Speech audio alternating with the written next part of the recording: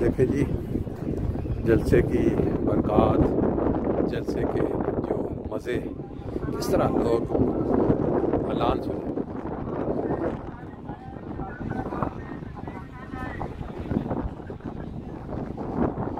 یہ سامنے wash room ہیں، باتھ رومز ہیں، ادھر چائے ہے اور ادھر پھر کھانے والا ہے۔ تو یہ ابھی دوسرا سیشن جو ہے وہ شروع ہو چکا ہے، نظم تلاوت نظم اور پہلی تقریر جو ہے تو اس طرف ایسا ایسا چلتے ہیں اور جا کے اندر ہال کے اندر کا کوئی تھوڑا جائزہ لیتے ہیں کہ کس طرح کا اندر کا جو ماحول ہے۔ کہ جی یہاں جرمنی میں جو جلسہ ہے چل رہا ہے اس وقت، آپ دیکھیں اس سائڈ پہ ہمارا ضیافت کا پورا سسٹم ہے اور درمیان میں جو بڑی مارکی کے درمیان میں یہ اوپن ایئر جو پروگرام ہے جلسے کا، یہ بھی بڑا ہی قابل دید دیکھنے والا ہے۔ لوگ جو ہے بڑے آرام سے بیٹھ کے جو افتتاحی تقریر ہے امام صاحب مشنری انچارج جرمنی گوتم صداقت صاحب ان کی سن رہے ہیں۔ یہاں بھی مارکی کے اندر لوگ بیٹھے ہوئے ہیں اور یہاں دھوپ کے اندر بیٹھ کے سننے کا جو مزہ ہے وہ اپنا ہی ہے۔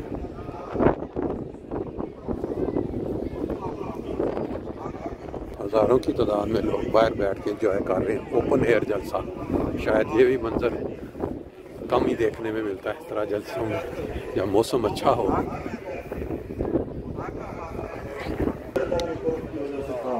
جو آپ کو خدا تعالیٰ کی محبت سے تھا، پھر اسی محبت سے تعمیر کی طرف اشارہ کرتے ہوئے اللہ تعالیٰ آپ کو مخاطب کرتے ہوئے اللہ تعالیٰ نے اپنا ہاتھ بڑھایا ہے۔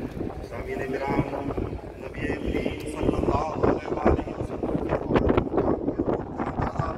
اس بات سے بھی ہوتا ہے کہ اللہ تعالیٰ نے آپ صلی اللہ علیہ وسلم کی کئی نام۔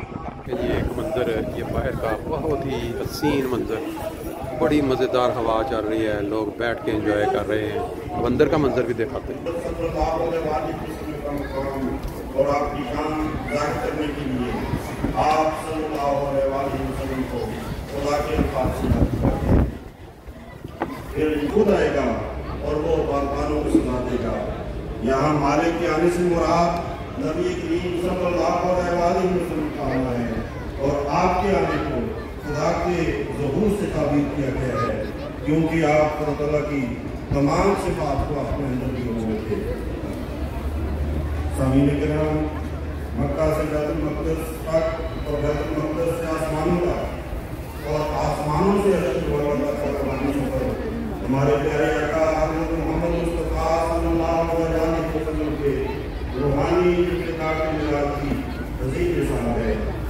اسی لیے اس سفر کو سفر معراج کے نام سے یاد کیا جاتا ہے۔ اس سفر کے دوران آپ صلی اللہ علیہ وسلم کی مختلف آسمانوں پر مختلف اندیات میں آپ آگے 7ویں آسمان پر جانے لگے ہیں تو رش کی وجہ سے وہ رو پڑے، جس پر آواز آئی، اے موسیٰ کیوں روتے ہو؟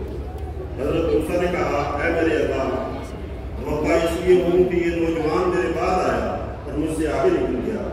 میں نہیں سمجھتا تھا کہ کوئی شخص میرے بعد آ کر مجھ سے آگے نکل جائے گا۔ 7ویں آسمان پر آپ صلی اللہ علیہ وسلم کی ملاقات حضرت ابراہیم علیہ السلام کے بعد تاجدار کائنات کو سدرۃ المنتہا ملائکہ کے سردار حضرت ابراہیم کی طاقت پرواز نے دم توڑا۔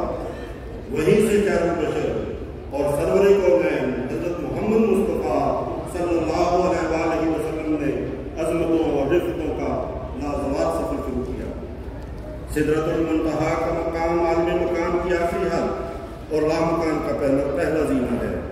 سدرۃ المنتہا سے جب عرش کے معزز مہمان یہی ہمارے نبی حضرت محمد صلی اللہ علیہ وسلم کرنے لگے تو جبرائیل رک گئے اور عرض کی کہ اٹھا اور آپ مقام اقامت و حسین اور ادنا پر حضرت محمد مصطفیٰ، حضرت خاتم الانبیاء، محسن انسانیت، نعرہ تکبیر۔ حضرات معراج کے سفر سے حضرت صلی اللہ علیہ وسلم کے روحانی کمالات کا پتہ چلتا ہے۔ اس موقع پر آپ کا سب نبیوں سے آگے نکل جانا اس بات کا ثبوت ہے کہ آپ اپنے مقام اور مرتبے کے لحاظ سے سب سے بالا जो कमालाते अलूहियत के अजलाल व आसार हैं बख्शे गए। हज़रात अखलाक़ फ़ाज़िला में भी हज़रत सल्लल्लाहु अलैहि वसल्लम तमाम अंबिया से बढ़कर थे। आप उन तमाम अखलाक़ के जाने थे जो मुतफ़र्रिक़ तौर पर दीगर अंबिया किराम में महबूब शक्ल में पाए जाते थे। आप मूसा भी हैं और ईसा भी, और आदम भी हैं और इब्राहीम भी, और यूसुफ भी हैं और याकूब भी। किसी ने क्या खूब कहा है, उसने यूसुफ बने ईसा यदे बेदादारी पांच गुना हमादारन दू बनहादा। इसी की तरफ अल्लाह ताला, और जैसे नबूवत के कमालात आप पर खत्म हो गए, इसी तरह पर इजाज़े कलाम के कमालात कुरान शरीफ पर खत्म हो गए। आप खातमुन नबिय्यीन ठहरे और आपकी किताब खातमुल कुतुब ठहरी। सामीन किराम, अंबिया में से सिर्फ हमारे प्यारे आका हज़रत मोहम्मद मुस्तफ़ा सल्लल्लाहु अलैहि वसल्लम ही वो हस्ती है जिनको शफ़ाअत का मकाम अता किया गया है। आप बनी इंसान और खुदा के दरमियान वास्ता और शफ़ी है, और ये आपके रूहानी मकाम की बुलंदी की वाज़ेह दलील है। हज़रत जाबिर बिन अब्दुल्लाह रज़ियल्लाहु तआला अन्हु रवायत करते हैं कि यहाँ हज़रत सल्लल्लाहु अलैहि वसल्लम ने फरमाया कि मेरे लिए ज़मीन के चप्पे चप्पे पर खुदाए वाहिद की इबादत करना जायज़ करार दिया गया है। मेरे लिए गनीमत के माल हलाल कर दिए गए हैं। और मुझसे पहले इसी तरह एक दूसरी हदीस में है कि क़यामत वाले दिन अल्लाह ताला आपसे फरमाएगा, ऐ मोहम्मद अपना सारो खाओ यही है जो खैरे होंगे और जिसको आला दर्जा के साहिब और पाक में आसान जो मनता हुए गुजरे। या रसूलुल्लाह अगर आप हमें हुक्म दे कि हम अपने घोड़ों और सवारियों को समुद्र में डाल दें, तो खुदा की कसम हम वो लूंगा था जो हमारे नबी सल्लल्लाहु अलैहि वसल्लम के असहाब ने दिखाया। और ये जज्बा इखलास सिर्फ मुंह की बातों तक महदूद न था, बल्कि वो अमलन रात दिन इस्लाम की कुर्बानियां करते रहे। वो गाजर और मूली की तरह काटे गए, लेकिन इस्तिकामत का पहाड़ बने रहे और उनके बाईस बात में जरा भी कुछ आई। सामीन किराम, अल्लाह ताला ने आप सल्लल्लाहु अलैहि वसल्लम को रूहानी तरक्की का जरिया ठहराया है। अल्लाह ताला कुरान में आप सल्लल्लाहु अलैहि वसल्लम को मुखातिब करते हुए फरमाता है, कुल इन कुंतुम तुहिब्बूनल्लाह फत्तबिऊनी। तो फिर मेरी ऐसी पैरवी करो, जैसे ये गुलाम अपने आका की पैरवी करता है। इसके नतीजे में ना सिर्फ ये कि तुम्हारे गुनाह बख्शे जाएंगे, बल्कि तुम अल्लाह ताला के महबूब और उसके मुकर्रब बन जाओगे। तारीफ शायद है कि हज़रत सल्लल्लाहु अलैहि वसल्लम के मुताबिक के तो खैर हासिल होने वाली रूहानी ज़िंदगी अपनी कमियत, कैफियत, सूरत और नौ में तमाम अंबिया के मुतबईन से बदरजहा बेहतर थी।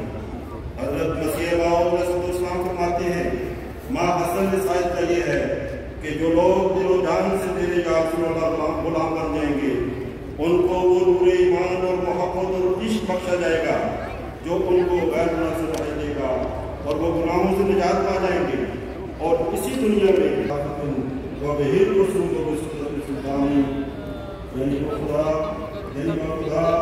मोहम्मद सल्लल्लाहु अलैहि वसल्लम खुदा के नायब के तौर पर है, और आपकी ज़िंदगी दरबार शाही में रसाई हो सकती है।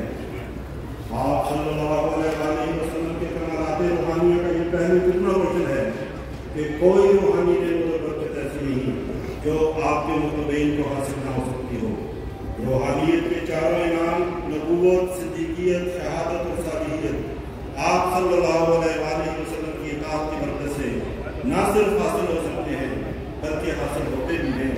अल्लाह ताला कुरान में फरमाता है, वमन युतिइल्लाह व रसूलहु फउलाइका मअल्लज़ीना अनअम अल्लाहु अलैहिम मिनन नबिय्यीन व सिद्दीकीन व शुहदाए व सालिहीन व हसुन उलाइका रफीका।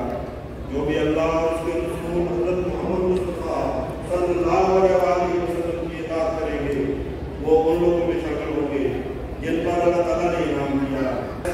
आप सल्लल्लाहु अलैहि वसल्लम की गुलामी से वाबस्ता है। आपसे पहले किसी नबी को ये मुकाम हासिल न था कि उसकी इत्तिबा से कोई मुकाम। जी एक मंजर आपने अंदर से देखा, एक दफ़ा फिर आपको बाहर ले आए हैं लहराते हुए झंडे उन मुमालिक के जिनकी नुमाइंदगी हुई है यहाँ पे। और ये देखें जलसे का एक ये भी रूप है कि अंदर दुनिया अगर फुल जगह है तो बाहर भी बेशुमार سار خلقت جو ہے بیٹھ کے اوپن ایئر جلسہ سن رہی ہے. تمام رسولوں کے سردار اور خاتم المرسلین ہیں. آپ ہی ہیں جنہیں اللہ تعالیٰ نے عبد العباد کا روحانی زندگی عطا فرمائی ہے. خدا کے جلال اور اس کے تقدس کے تخت پر آپ صلی اللہ علیہ وآلہ وسلم کو ہی بٹھایا گیا ہے. آپ کو اللہ تعالیٰ نے تمام اولین اور آخرین پر فضیلت بخشی ہے. آپ ہی ہیں جنہیں اللہ تعالیٰ نے مقام معمور پر فیض فرمایا ہے. اور آپ صلی اللہ علیہ وآلہ وسلم کے مدارج میں مزید بلندی کے لیے اتنی جامع دعا درود شریف کی شکل میں ہمیں سکھائی ہے کہ اس سے بڑھ کر ممکن نہیں. اور پھر ہمیں تاکید فرمائی کہ ہم مسلسل اپنے نبی صلی اللہ علیہ وآلہ وسلم پر درود و سلام بھیجتے رہیں. جیسا کہ فرمایا ان اللہ و ملائکتہ یصلون علی النبی یا ایھا الذین آمنوا صلوا علیہ وسلموا تسلیما. خدا اور اس کے فرشتے نبی کریم صلی اللہ علیہ وآلہ وسلم پر درود بھیج رہے ہیں.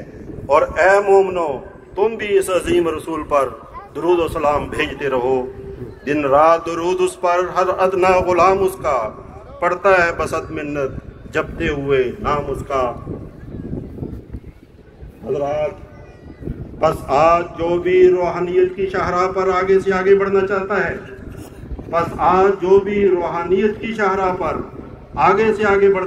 ہے خدا کی خالص محبت اور اس کے قرب سے اپنے ویران دل کی زمین کو آباد کرنا چاہتا ہے اور اپنے دل و دماغ کو نور مصطفی کی کرنوں سے منور کرنا چاہتا ہے تو اس پر لازم ہے کہ وہ آپ صلی اللہ علیہ وآلہ وسلم کے در کا غلام بن جائے. آپ کی اطاعت اور اتباع کا چولہا پہن کر آپ کے آستانہ پر سر نیاز جھکا دے اور دن رات آپ صلی اللہ علیہ وآلہ وسلم پر درود بھیجتا رہے. اللہ تعالیٰ یقیناً اسے آپ کے نقش قدم پر چلنے کی برکت سے روحانیت کے میدان میں ترقی پر ترقی دیتا چلا جائے گا. کیونکہ ہر ایک فیض اور فضیلت کا سرچشمہ آپ صلی اللہ علیہ وآلہ وسلم ہے اور ہر ایک معرفت کا خزانہ آپ کو ہی عطا ہوا ہے. حضرت اقدس مسیح موعود علیہ السلام کے ان الفاظ کے ساتھ میں اپنی تقریر ختم کرتا ہوں. آپ فرماتے ہیں جو شخص اس زمانے میں بھی